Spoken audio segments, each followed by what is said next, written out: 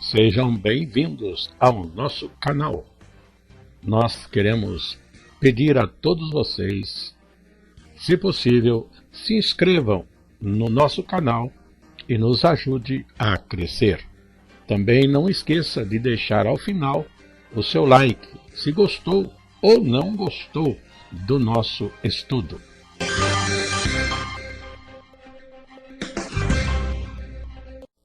O programa a seguir é de inteira responsabilidade de seus idealizadores e apresentadores. Quando estamos apresentando lições para a Escola Bíblica Dominical, estando nós já na lição de número 8, quando temos o título Um Ministério Aprovado por Deus. Assim colocado, lembramos, nestas cartas que estamos estudando, estamos na segunda carta de Paulo a Timóteo e hoje a nossa leitura bíblica, o nosso texto de estudo é em Timóteo, capítulo 2. E a leitura bíblica em classe, conforme nosso costume, é do verso 1 até o verso 7. E essa leitura desses versos faremos durante a exposição da nossa lição. Assim sendo, dando continuidade, lembremos da importância do texto áureo para gravar bem um ponto máximo ou bastante evidente desta lição, que é o texto que escolhemos no verso 15. Verso 15 que diz para nós a palavra: procura apresentar-te a Deus aprovado, como obreiro que não tem do que se envergonhar, que maneja bem a palavra da verdade. Isso colocado, o nosso desenvolvimento vai se dar, conforme nosso costume, em 3 subtítulos, assim apresentados. Primeiro, militância no ministério, do verso 1 até o verso 7. Um segundo subtítulo, sofrimento do ministério, versos 8 a 13, e finalmente, pureza no ministério, verso 14 a 26. Assim, a nossa introdução está falando para nós. A passagem que estudaremos nesta lição representa um encorajador e, ao mesmo tempo, grave apelo a todos que desejam ser aprovados por Deus em seu ministério. Muitas são as contrariedades e embaraços que se apresentam no caminho do obreiro, e ele só poderá vencer se estiver disposto a se empenhar sincera e diligentemente a sua vocação na causa do Evangelho. Consideremos isso. A carta é escrita a Timóteo e já está em tempos últimos do apóstolo Paulo conosco. Então, esta exortação, primeiramente, esse incentivo e conselhos são para Timóteo, mas na própria carta fala daqueles que hão de dar continuidade à obra, como também fala a respeito de nós mesmos no presente tempo, quase que 2000 anos depois, recebendo através desta carta conselhos, orientações, para nós termos o nosso ministério dentro da base, do princípio básico, que é o Evangelho de Cristo Jesus, o qual não há outro, senão aquele que foi dado aos apóstolos, do que Paulo se empenhou em defender e também proclamar, e no qual também viveu, e pelo qual também deu a sua vida. Assim colocado, vamos para o nosso primeiro subtítulo, onde temos o subtítulo com o nome Militância no Ministério. E o primeiro verso somente. Vamos agora ver o capítulo 2, mas bem repartidinho. O primeiro verso diz: Tu, pois, meu filho, fortifica-te na graça que há em Cristo Jesus. Paulo continua dirigindo-se a Timóteo como um verdadeiro filho na fé, além de outras vezes falar em forma de cooperador fiel em todo o seu ministério saindo pelo mundo pregando o Evangelho e assistindo Paulo em suas necessidades ou debaixo do seu comando, atendendo às igrejas. Nós, indo em frente, nós temos o texto que diz para nós: após ter exortado Timóteo a ser corajoso diante das adversidades que ele poderia sofrer pelo nome de Cristo, assunto este que foi da lição anterior, onde ele teve bastante cuidado em falar sobre isto, Paulo, mais uma vez lembra: tu, pois, meu filho, fortifica-te na graça que há em Cristo Jesus. Como estudamos, já conhecemos, graça se refere ao amor de Deus demonstrado para conosco em nos salvar e nos confiar uma obra tão preciosa aos seus olhos, que vamos dizer, a graça de Deus se há manifestado, trazendo a salvação a todos os homens. E é nisso que Paulo está exortando a Timóteo: fortifica-te na graça, sabendo que para nós o que importa é a graça de Deus, naquilo que temos de missão da parte de Deus, no testemunho do Evangelho ou diretamente fazendo a obra que Deus nos der para fazer, a obra que Deus nos confiar. Assim sendo, lembremos que a graça de Deus é tão grande e está sempre conosco, nos dando um apoio, que o verso 31 do capítulo 8 de Romanos, aquele texto lindo que nós temos ali, que nos incentiva, nos dá segurança, começa dizendo: que diremos, pois, a estas coisas? Se Deus é por nós, quem será contra nós? Paulo não recebeu essas palavras que eu quero agora me referir, como as palavras que Deus falou a Jeremias, dizendo: colocarei as minhas palavras na tua boca e falarás aquilo que eu der para ser falado, e irás aonde eu te mandar ir, ninguém prevalecerá contra ti. Não foi essa palavra que Paulo recebeu, mas valeu para Jeremias e valeu também para Paulo e vale para nós também. Se Deus é por nós, quem será contra nós? Nada vai suceder, como também não sucedeu a Jeremias nem Paulo, senão o que Deus permitir. Mas a obra tem que ser concluída, e quem cuida disso é o próprio Deus, onde podemos estar descansados. Agora a palavra de Paulo diretamente nesse assunto também está em 2 Coríntios, capítulo 12, o verso 9, que diz para nós: e disse-me, quando Deus falou com ele, Jesus falou com ele: a minha graça te basta, porque o meu poder se aperfeiçoa na fraqueza. Aí Paulo conclui: de boa vontade, pois, me gloriarei em minhas fraquezas, para que em mim habite o poder de Cristo. Portanto, incentivo a Timóteo na expressão fortifica-te na graça que há em Cristo Jesus, se resume nessa palavra de Coríntios 12, verso 9: a minha graça te basta. Ou seja, até as aflições, dores e tantas adversidades eram justamente uma forma de Deus agir, em que Paulo se mostrava fraco, ou se sentia fraco, não tinha nada que se gloriar e nem esperar em si mesmo, ou nos seus recursos, ou alguma estratégia. Era totalmente por Deus, segundo a sua vontade. E foi vitorioso. E qualquer um será vitorioso, assim confiando em Deus, naquele que na verdade é o Senhor absoluto de toda a obra. Continuando, voltando ao texto bíblico, na segunda carta a Timóteo, no capítulo 2, o verso também 2, que diz para nós: e o que de mim, entre muitas testemunhas ouviste, confio a homens fiéis, que sejam idôneos para também ensinarem a outros. Uma grande preocupação, algo importantíssimo, é continuidade da obra.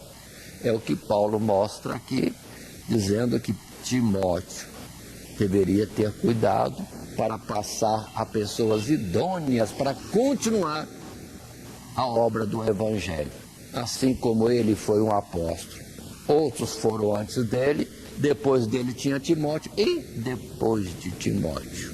O importante é que chegou até nós, quase 2000 anos depois, ou seja, Deus está cuidando desta obra. Nós podemos não perceber, mas Deus tem um domínio absoluto e um interesse particular, sim, de muito amor, com muito amor, pela salvação das almas. Ainda que o mundo inteiro, os infernos se levantem contra, mas a obra será concluída, porque ele é aquele que saiu vitorioso e ainda para vencer.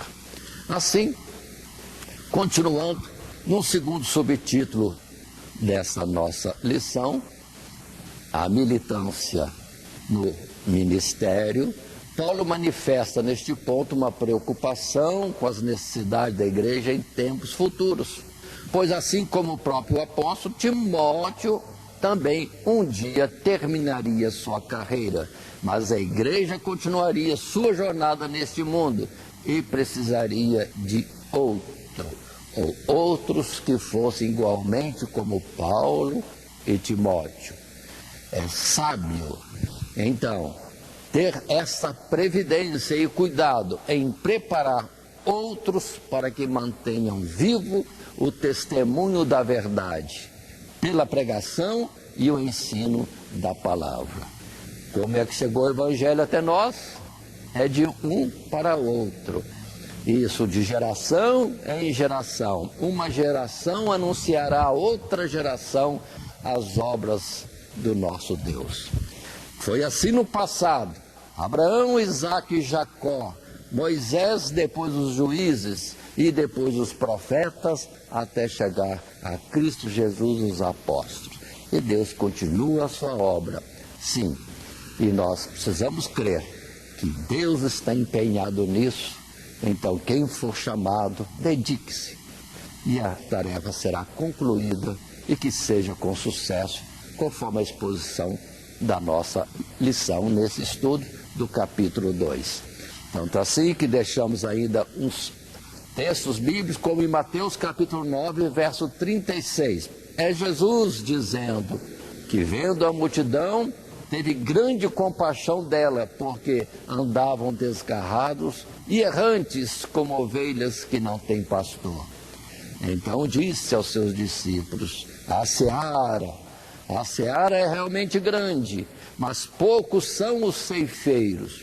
Rogai, pois, ao Senhor da seara que mande ceifeiros para a sua seara.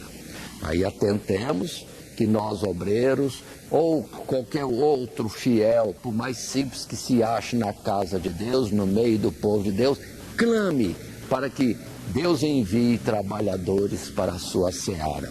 Então Jesus instruiu. Uma das formas não é só instruir, não é só outros procedimentos e estratégias para que a obra continue. Precisamos sim rogar a Deus, que Ele sim vai nos dar graça, vai levantar pessoas e vai nos direcionar corretamente na sucessão ou na distribuição ou na entrega de tarefas para a continuidade desta obra. Também temos a palavra em João capítulo 4, do verso 35 em diante, quando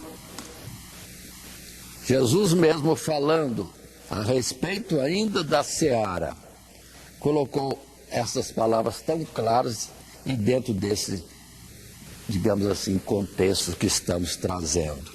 Jesus disse: não dizeis vós que ainda há 4 meses até que venha a ceifa? Eis que vos digo, levantai os vossos olhos e vede as terras, que já estão brancas para a ceifa. E o que ceifa recebe galardão, e ajunta fruto para a vida eterna, para que assim o que semeia, como o que ceifa, ambos se regozijem, porque nisso é verdadeiro o ditado: um é o que semeia e outro o que ceifa. E eu vos enviei a ceifar onde vós não trabalhastes, outros trabalharam, e vós entraste no seu trabalho. E essas mesmas palavras servem para hoje. A obra não é nossa, e nós vamos começar agora e vamos levar lá em frente. Não, ela já vem de uma sucessão de obreiros, de homens fiéis, Deus dando graça e a obra continuando. Assim será para a frente também. Nós entramos no trabalho que recebemos, que outros tiveram a sua participação.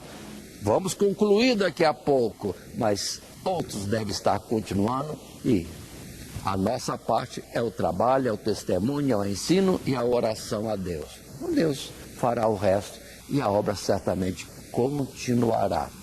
Outros entrarão no nosso trabalho, bem diferente de muitas vezes que os homens fazem, de uma nova sucessão, desmanchar o que foi feito antes, para não aparecer o nome do anterior, só aparecer o seu próprio nome.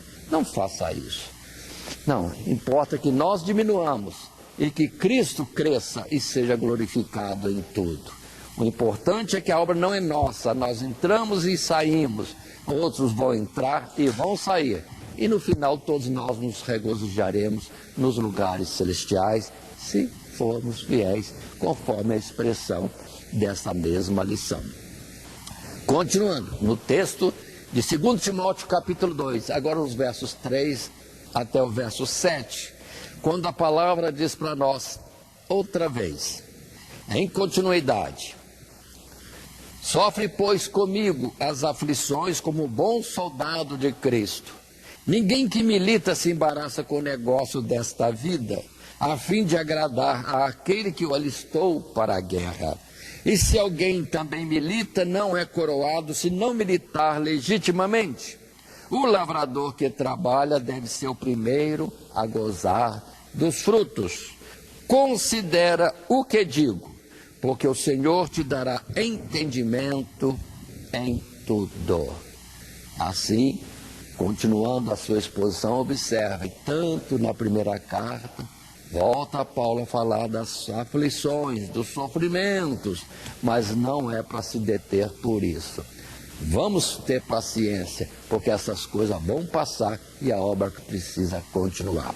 Mas no nosso material de classe, sim, num terceiro parágrafo, nós podemos ainda considerar várias coisas, mas destaquemos.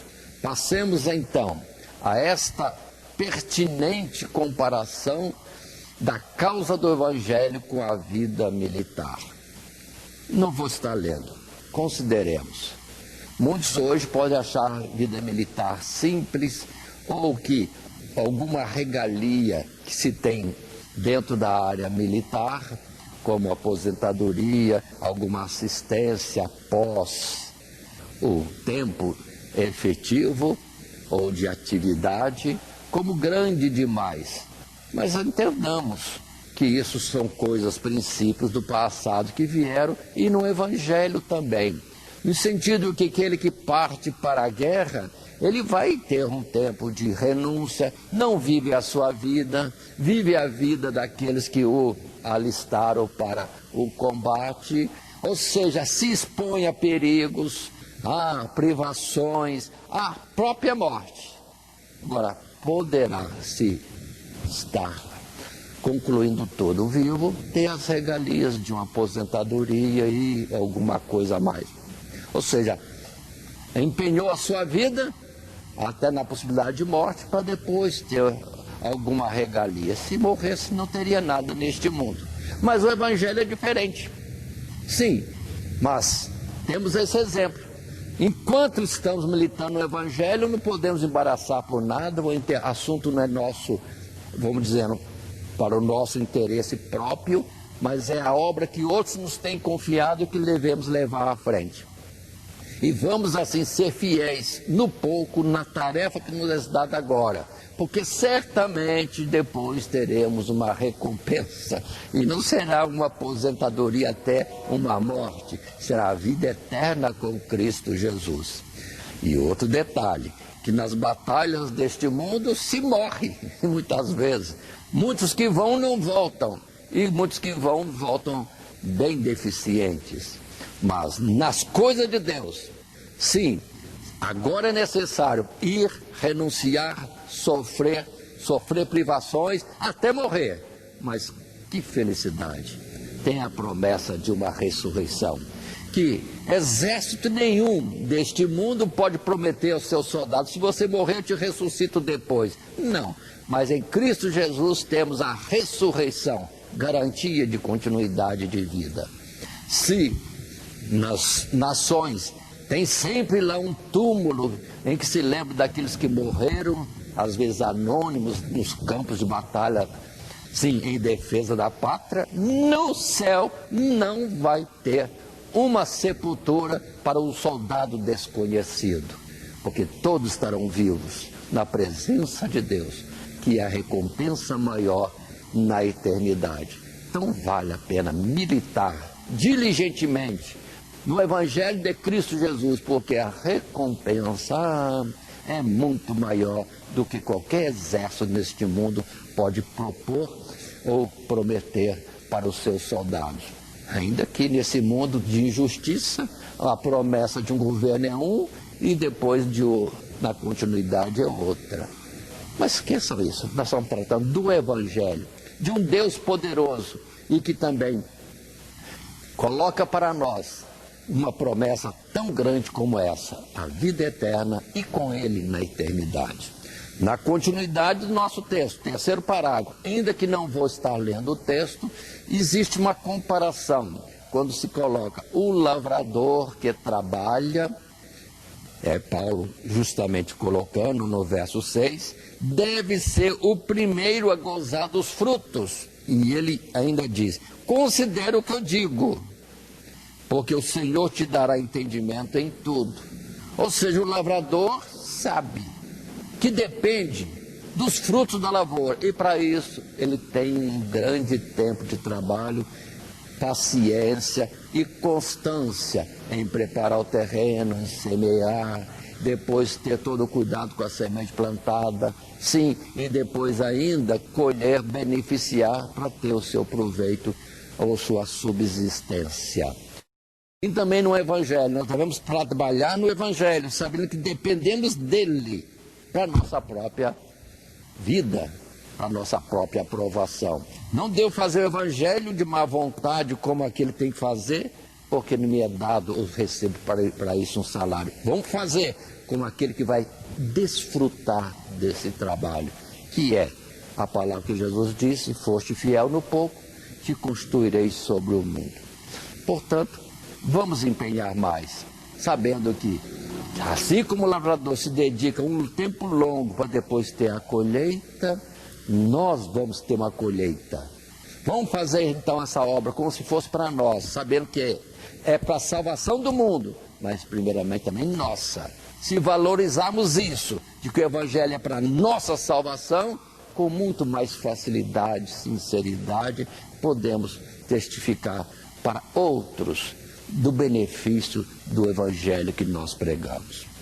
Continuemos, portanto, observando o texto bíblico que diz para nós, em 1 Coríntios capítulo 9 e o verso 16, porque se anuncio o Evangelho, disse Paulo, não tenho de que me gloriar, pois me é imposta essa obrigação, e ai de mim, se não anunciar o Evangelho. Por isso, se o faço de boa mente, a palavra diz, terei prêmio. Então Paulo não só cumpria a tarefa como tem que fazer isso por obrigação. Ele fazia e sabendo que ele também seria participante do benefício do mesmo Evangelho. Terei prêmio. Por isso que depois ele pôde dizer, combati o bom combate, acabei a carreira, guardei a fé, agora só me resta a coroa da justiça que Deus me dará. Não só a mim, mas a todos aqueles que militarem, dentro do texto, legitimamente na exposição do Evangelho de Deus. Mas no verso 23 em diante, desse mesmo capítulo 9, da primeira carta de Paulo aos Coríntios, ele diz, e eu faço. Ele colocou dessa forma, e não quero falar nas minhas palavras, mas está precisamente dentro do texto, 1 Coríntios, capítulo 9, verso 23 em diante. E eu faço isso por causa do Evangelho, para ser também participante dele. Ou seja, ele crê, ele vive por isso, trabalha por isso. E não é uma coisa que não se crê, se vende a mercadoria sem apreciar ou valorizar para si próprio. Verso 24, não sabeis vós que os que correm no estádio, todos na verdade correm, mas um só leva o prêmio? Correi de tal maneira que o alcanceis. E todo aquele que luta de tudo se abstém. Eles o fazem para alcançar uma coroa corruptível. Nós, porém, uma incorruptível. Pois eu assim corro, não como a coisa incerta, assim combato, não como batendo no ar. Antes subjugo meu corpo e o reduzo à servidão, para que pregando aos outros, eu mesmo não venha de alguma maneira a ficar reprovado. Vida eterna para quem vem para Cristo Jesus. Mas não vou cuidar de eu mesmo vir a Cristo Jesus para ter vida eterna. Se eu valorizo aquilo que anuncio, mais fácil anunciarei. E os outros verão no meu esforço, na minha dedicação, a veracidade desta mesma palavra. E Paulo fazia para testemunho e para proveito próprio, ou seja, ser aprovado e ter o benefício do Evangelho de Cristo Jesus. Continuando ainda, dentro do nosso texto, avançando um pouco mais, só que entrando no segundo subtítulo, nós temos o segundo subtítulo que diz sofrimento no ministério. Paulo sempre fala disso, não consegue desligar o Evangelho, a ministração do Evangelho, a responsabilidade como obreiro de Deus do sofrimento. Ele não consegue, sempre volta a esta tecla. E o verso 8 em diante, até o verso 10, podemos expor mais um texto que diz: lembra-te de que Jesus Cristo, que é da descendência de Davi, ressuscitou dos mortos, segundo o meu Evangelho. Pelo que sofro trabalhos e até prisões, como um malfeitor, mas a palavra de Deus não está presa. Portanto, tudo sofro por amor dos escolhidos, para que também eles alcancem a salvação que está em Cristo Jesus, com glória eterna. Este é o texto que ele fala, não se desligando do sofrimento, mas falando da dedicação e de uma grande recompensa. Não tem como falar vida eterna, ainda mais com Deus, nos lugares celestiais. Não temos como expressar isso com palavras humanas, mas por fé podemos colocar isso numa magnitude muito maior. Se isto que vivemos hoje, com tantas belezas e riquezas no mundo, são para um tempo em que se passa logo, imagine então aquilo que é eterno, é a habitação de Deus. Portanto, vamos em frente. E assim na nossa lição, nesse segundo subtítulo, sofrimento no ministério, nós temos no primeiro parágrafo agora a colocação em resumo do nosso material de classe. O apóstolo volta a lembrar que a causa do Evangelho, embora seja nobre e gloriosa, implica em sofrimento.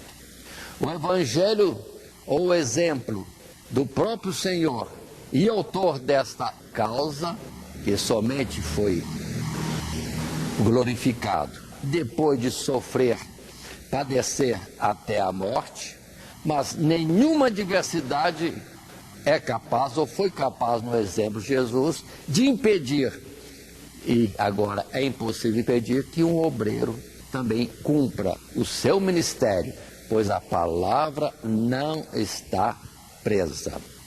Continuando, o próprio Paulo se apresenta mais uma vez como exemplo ou modelo daquele que sofria por causa do Evangelho, mas tinha suas aflições como evidência, sim, da sua chamada.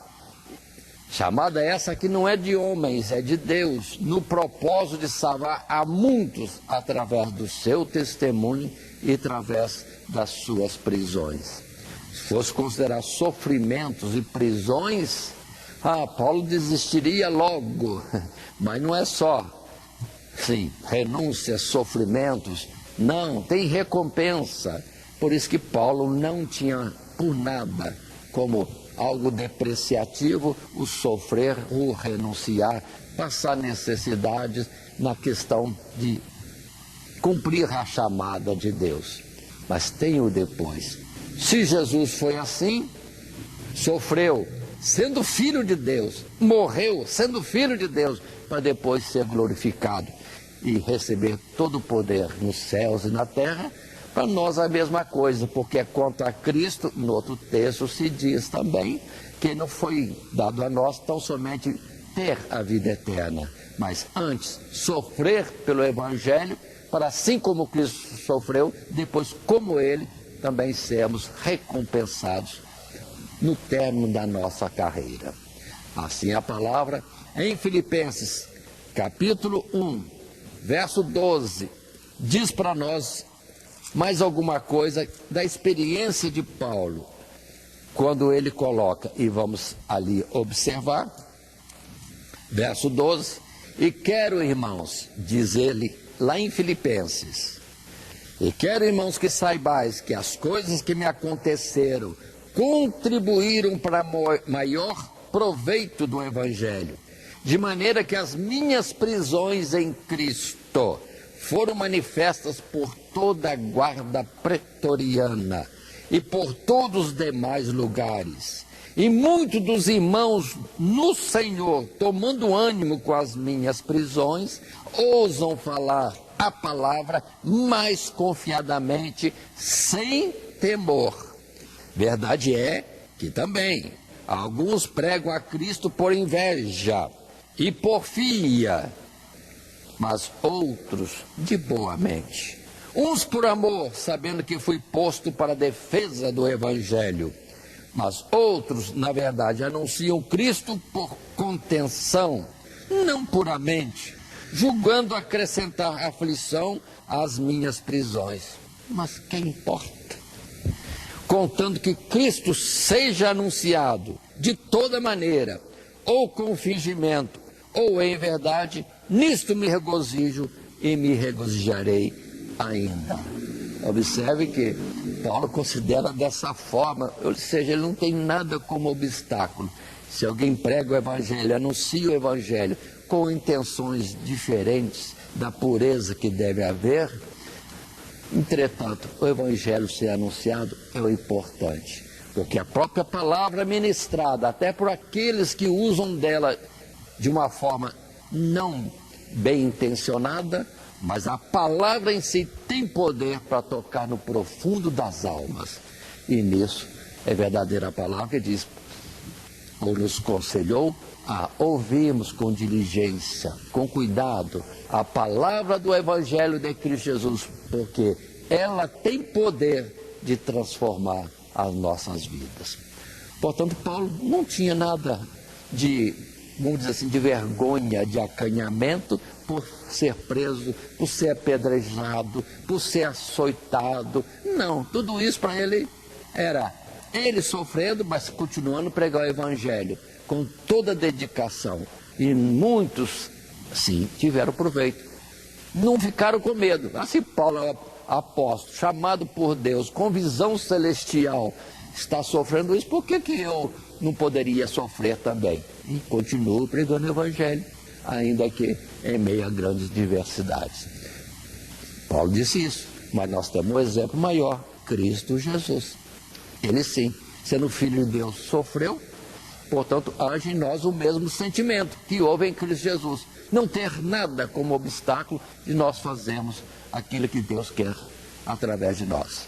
O ministério que recebemos, vamos cumpri-lo, porque Jesus cumpriu, sendo filho de Deus, e foi até a morte por isso. E nós? Que somos nós? Se sofremos como Jesus, nada demais. Mas ele era o unigênito do Deus Todo-Poderoso. Mas continuemos na nossa lição. E em particular agora, no ato seguinte, lemos os versos 11, 12 e 13 desse mesmo capítulo do nosso estudo, que é mais um avanço no texto. Verso 11, palavra fiel é esta, que se morrermos com ele, também com ele viveremos. Se sofrermos, também com ele reinaremos. Se o negarmos, também ele nos negará. Se formos infiéis, ele permanece fiel, não pode negar-se a si mesmo. Aí estão mais uns passos. Nesse subtítulo, sofrimento no ministério. E assim, nesse subtítulo 2, sofrimento no ministério, no parágrafo 2º, nosso material de classe, em resumo, coloca para nós: Paulo confirma a veracidade de outro dito entre os cristãos de seu tempo, pois condensava em breve sentença a recompensa certa que aguarda aqueles que forem fiéis em seguir a Cristo. E que a única coisa que pode nos privar de desfrutar da glória do Evangelho é a nossa infidelidade, pois Deus jamais voltaria atrás naquilo que prometeu aos fiéis. Se Deus disse, ou Jesus disse, Deus amou o mundo de tal maneira que deu seu Filho unigênito para que todo aquele que nele crê tenha a vida eterna. E se Deus é por nós, quem seria contra nós?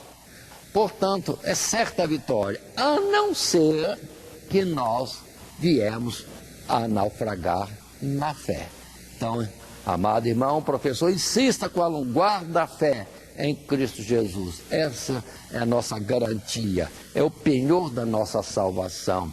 Porque quanto a morrer pelos nossos pecados, ele já morreu. E nisso a reconciliação com Deus e direito da vida eterna. Isso é irreversível, Jesus já morreu em nosso lugar. Se você aceita, guarda a fé nisso, você é salvo. Agora, se você recua, você é que tornou impossível Deus te abençoar. Mas ainda temos o texto em Lucas capítulo 12, verso 8.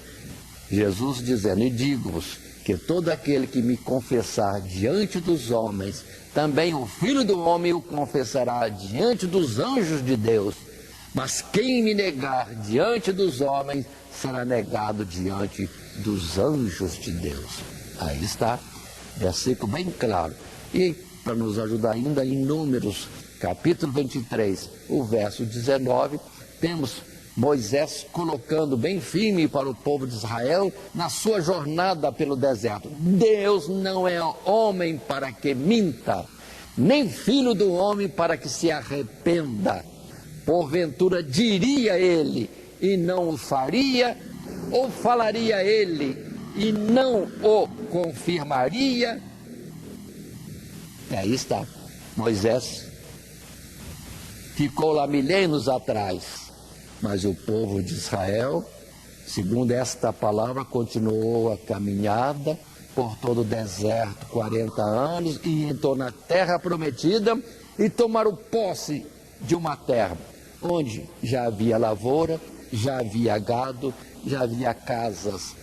Eles tinham só que ocupar. No céu será assim também. Deus promete hoje, nessa caminhada neste mundo, mas ele não mente, ele não volta atrás.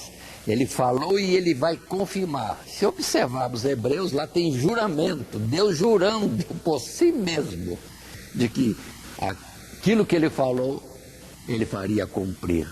Ou seja, todo aquele que crê em Cristo Jesus terá a vida eterna. E logo nós estaremos no céu, diante dessa mesma promessa.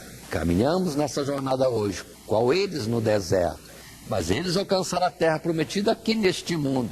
E nós temos uma terra melhor, ou seja, um lugar de habitação melhor, que é o céu do nosso Deus. Portanto, vamos levar sério estas palavras de Paulo e vamos aplicar no nosso viver. Continuando, ainda dando sequência ao nosso texto de estudo, capítulo 2 de 2 Timóteo, agora entrando no subtítulo 3º, pureza no ministério, pureza, santificação, verso 14 até o verso 18, coloca para nós desta forma: traze estas coisas à memória, ordenando-lhes diante do Senhor que não tenham contendas de palavras, que para nada aproveitam e são para a perversão dos ouvintes. Procura apresentar-te a Deus aprovado como obreiro, que não tem de que se envergonhar, que maneja bem a palavra da verdade. Mas evita os falatórios profanos, porque produzirão maior impiedade. E a palavra desses roerá como gangrena, entre os quais são Emineu e Fileto, os quais se desviaram da verdade, dizendo que a ressurreição era já feita, e perverteram a fé de alguns. Até aqui. O verso 18. Traze estas coisas à memória, ordenando-lhes. E consideremos, nós estamos vivendo um mundo de um cristianismo bem repartido, pulverizado até. E quantos estão perdendo o objetivo da causa do Evangelho, discutindo em princípios das instituições religiosas, e nisso se debatendo, degladiando, quando na verdade o ponto máximo irrefutável é que Deus, sim, gerou o seu Filho unigênito. Ele disse: eu hoje te gerei. Portanto, Jesus é Filho de Deus, e em outro lugar, Ele enviou a este mundo, justamente para tomar o nosso lugar como réus e pagar pela nossa falha. Isso é, outra vez repito, uma coisa que não volta atrás, porque já aconteceu e não se desmancha. Portanto, vamos entender, em vez de disputar questões de entendimento que separam o povo cristão em diversas denominações, vamos tratar do objetivo principal. Deus amou o mundo de tal maneira que deu seu Filho unigênito, para que todo aquele que nele crê não pereça, mas tenha a vida eterna. Ou acrescentado conforme essa lição, santificação, pureza no Evangelho.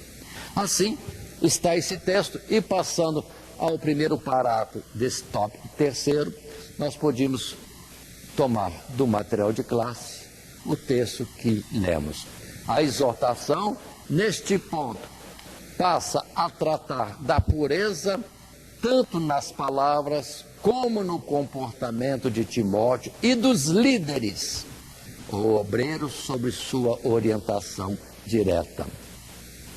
Essa pureza que Paulo fala e que está no Evangelho se alcança, sim, pelo manejo adequado da palavra de Deus, ou seja, no conhecimento das Sagradas Escrituras, que não significa outra coisa senão fazer da sã doutrina a sua própria palavra e viver de acordo com ela. Quando se diz para nós, assim, ele edifica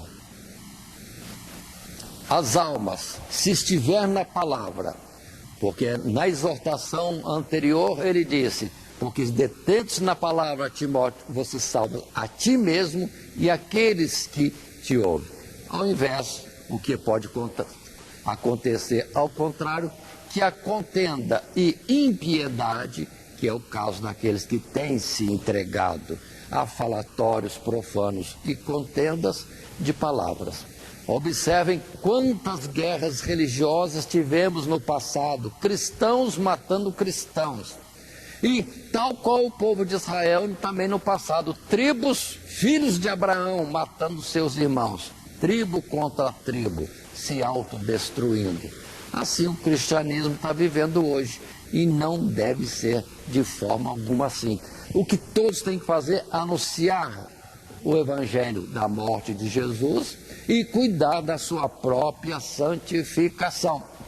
Vale também a expressão que Jesus disse no Sermão do Monte: por que quero tirar o cisco no olho do irmão, se primeiro não tirei a trave de diante dos meus olhos? Então cuidemos primeiramente de nós, para estarmos no cumprimento, segundo diz o Evangelho, para depois ajudarmos também os outros.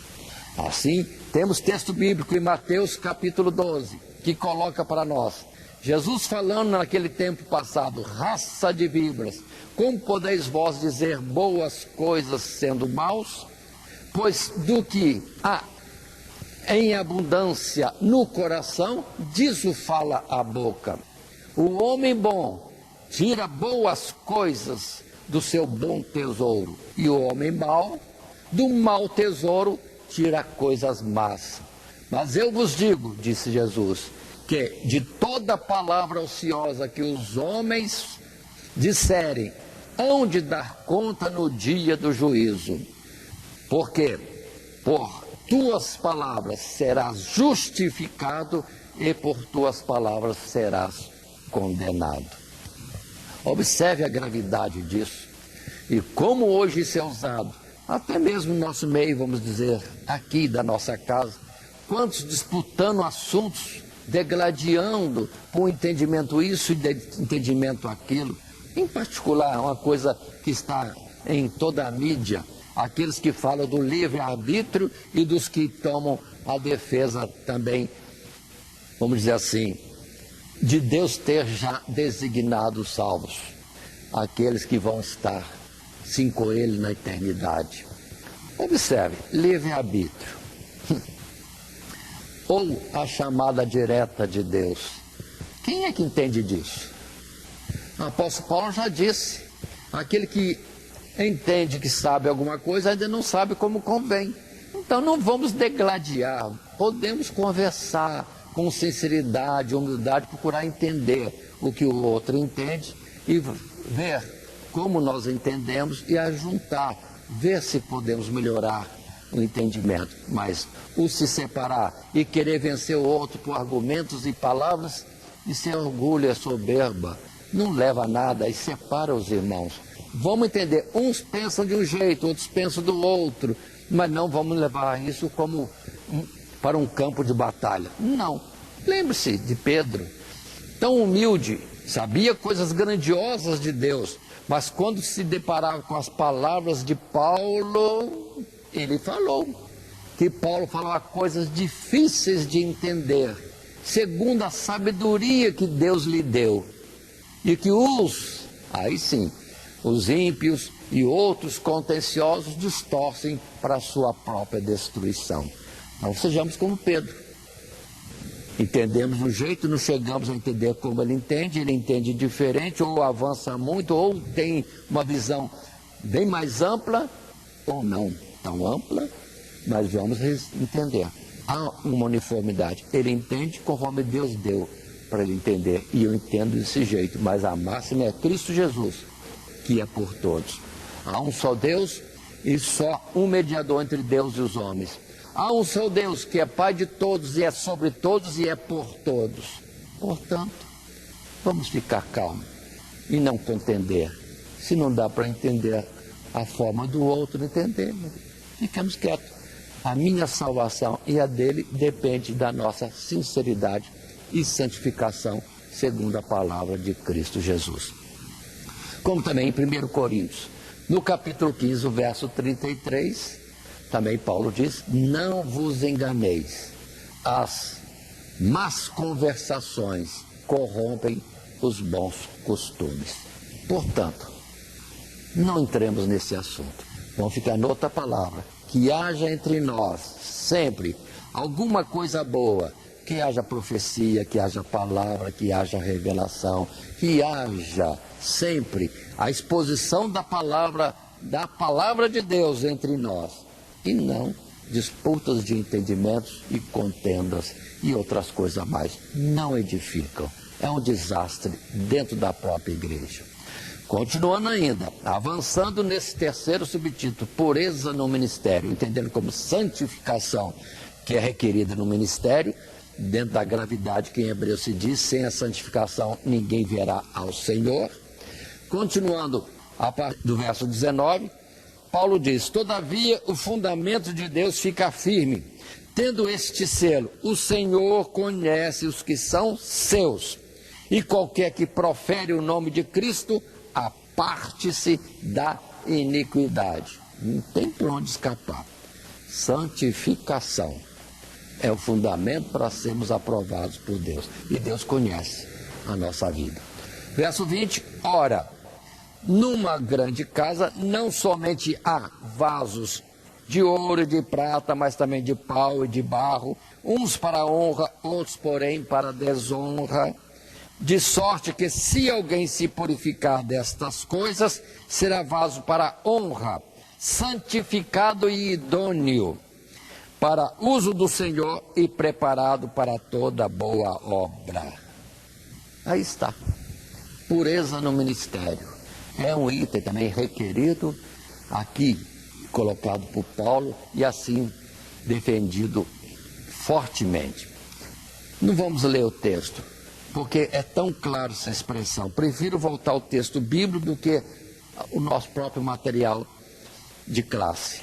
Sim, fica firme este fundamento. Deus conhece os que são seus. Nada se oculta de Deus. Nada. Deus conhece tudo e sabe nossos pensamentos e a intenção do nosso coração. Portanto, o que vamos dizer? Vamos procurar vigiar nós mesmos, para fazer a obra de Deus sinceramente. E as palavras do Evangelho que pregamos sejam primeiramente aplicadas. Sim, aplicadas no nosso próprio viver. Aí falamos com verdade. Não seremos hipócritas, falando daquilo que não vivemos. Portanto, vamos ter cuidado e ter essa pureza, porque seremos salvos na santificação do Evangelho que nós publicamos. A palavra não é nossa, é de Deus para todos, mas primeiramente nossa, que devemos aplicar e ser testemunho para os outros. É a expressão de Esdras, que estudou a Sagrada Escritura para conhecer. Que bom conhecer a palavra de Deus. Segundo, viver. Olha bem, para desfrutar da recompensa prometida. E depois, terceiro, ensinar aos outros. Vamos ter esse cuidado. E não ser, o que tenho falado em outras oportunidades, aqueles que estudam a palavra, preparam bonitos sermões, eloquentes e vibrantes, mas estamos estudando e falando para os outros. A sequência é conhecer, viver e ensinar. Isso sim é que é as coisas certas diante de Deus. E quero nos deter ainda na expressão de vasos de ouro, prata, madeira, barro. Os vasos, os recipientes são vários. E para que se usa recipientes? Para alguma coisa. E esta coisa que vai estar ali é que dignifica o vaso, e não ele em si, ouro, prata, madeira ou outra coisa qualquer como o barro. Pode ser que o barro seja bem frágil, ou seja assim, sem grande valor como um vaso de ouro. Mas para que se destina? Se o conteúdo for coisas boas, coisas de Deus, magnífico. Assim seja em nós. Alguém pode se achar importante, mais digno que o outro. É um homem de ouro. Ele é assim, ele é de ouro. Mas diante de Deus não vale nada se não tiver o conteúdo do Espírito Santo. Enquanto um outro pobre e miserável, sim, que muitas vezes é desprezado até pelos próprios irmãos da igreja, pode ter dentro de si o Espírito de Deus que o valoriza grandemente.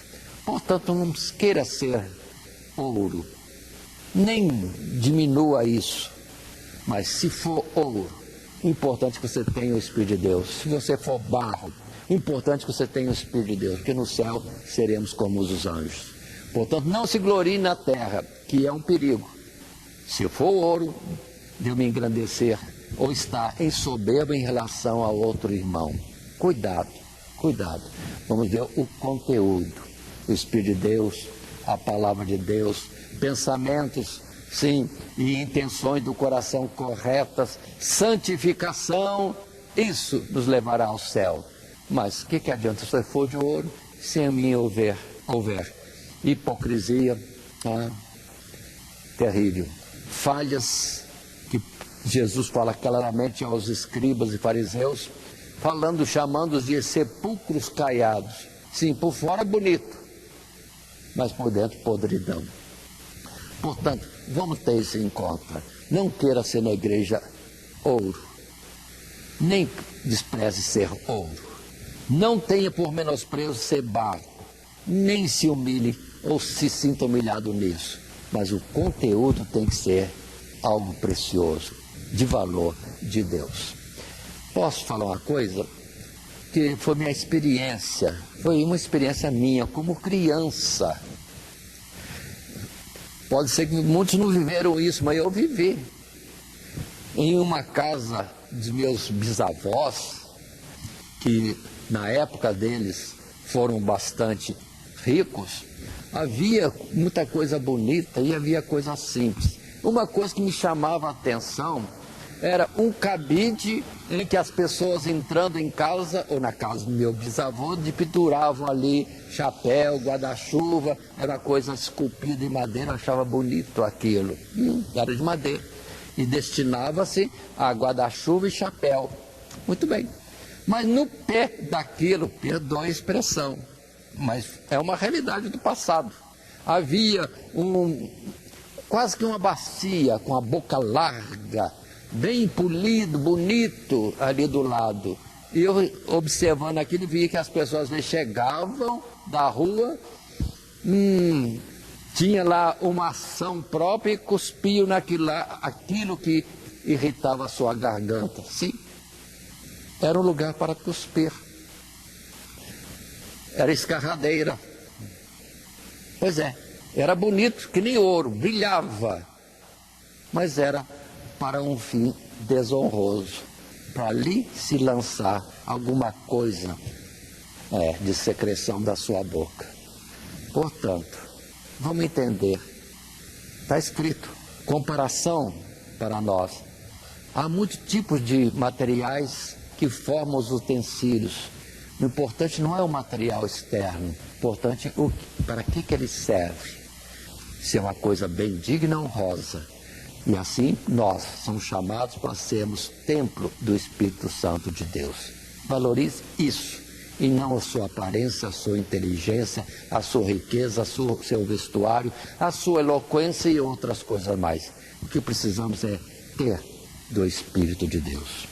Continuando, para concluir, nesse terceiro subtítulo, os versos 22 a 26 dizem para nós, ainda em palavras de Paulo: foge também dos desejos da mocidade e segue a justiça, a fé, o amor e a paz com os que, com um coração puro, invocam o Senhor. E rejeita as questões loucas e sem instrução, sabendo que produzem contendas. E ao servo do Senhor não convém contender, mas sim ser manso para com todos, apto para ensinar, sofredor, instruindo com mansidão os que resistem, a ver se porventura Deus lhes dará arrependimento para conhecerem a verdade e tornarem a despertar, desprendendo-se dos laços do diabo em cuja vontade estão presos. Se alguém até então, ou por essas palavras, percebeu alguma coisa em que possa ser achado como que devendo diante da palavra de Deus e não em sintonia com ela como santificação para a sua aprovação particular, ainda há tempo, ainda há tempo. Assim, no terceiro parágrafo da nossa lição, no subtítulo terceiro, pureza, santificação no ministério, vem algumas exortações mais. No nosso material de classe, nós temos este texto assim, tomado em resumo. Segue-se alguns outros conselhos do mesmo sentido, onde Paulo recomenda a Timóteo ter cuidado quanto às paixões ou impulsos próprios da natureza da sua idade, ou a própria carnalidade. Sim. E, mais uma vez, evitar questões loucas e sem instrução, porque a contenda produzida por aqueles que se engajam nesse tipo de conversação não condiz com a paciência e interesse sincero pela conversão e edificação que o obreiro deve ter para com todas as almas. Lembro de um testemunho também de alguém que estava se gloriando de que numa contenda com alguém que não conhecia o Evangelho, mas era tido como uma pessoa nobre, que ele fechou argumentos no Evangelho que a pessoa não teve mais palavra para falar. Tá bom. Ele calou-se. Ou seja, esse irmão falando do Evangelho se gloriava de ter feito calar a ele. Ele não teve mais resposta. É uma boa coisa. Mas alguém curioso perguntou, e aí? Ele aceitou Jesus? Ele aceitou a fé? O outro parou e falou assim, eu não sei. Ou seja, o principal mesmo não foi alcançado. Na verdade, entendemos isso, que ele se gloriou em fazer o outro calar e não teve como objetivo que o outro viesse a entender e render-se a Cristo Jesus.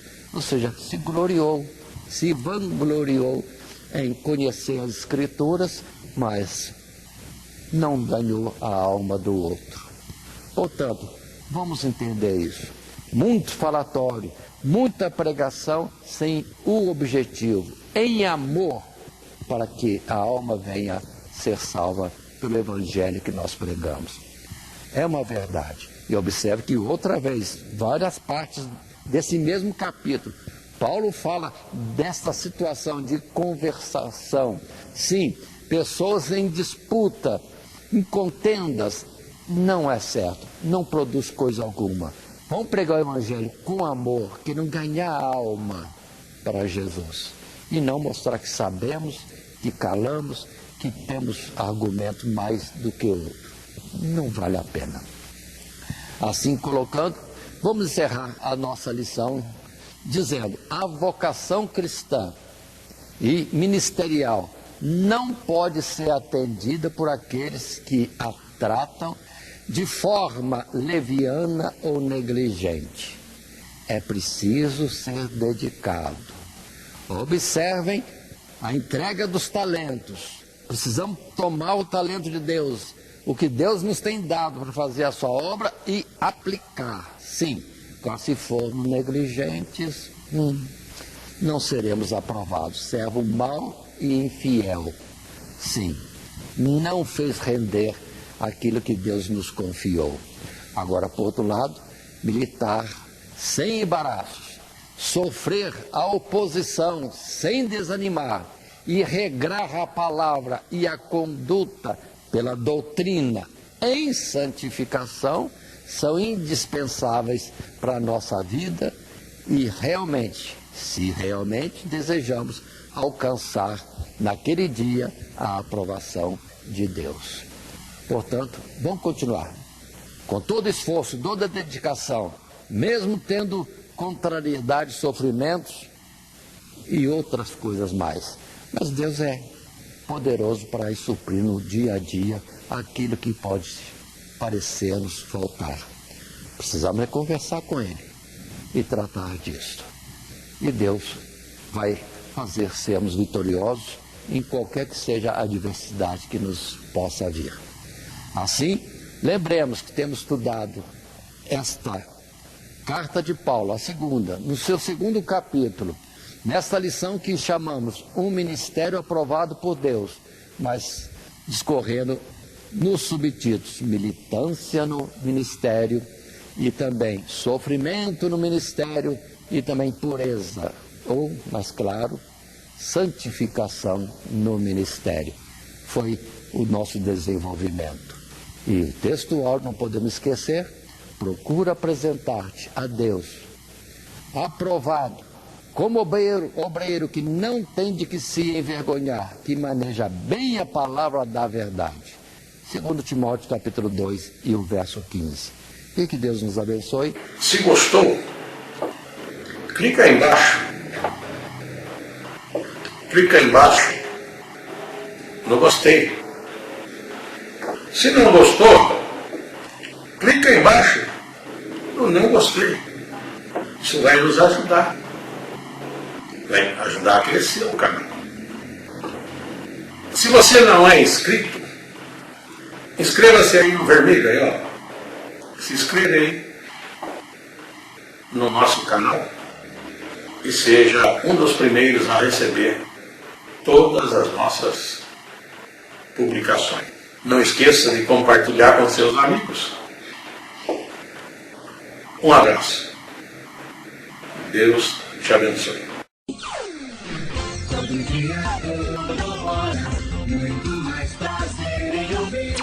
Radionet Grata Nova. Web Rádio, a qualidade que faz a diferença, cada vez mais necessária.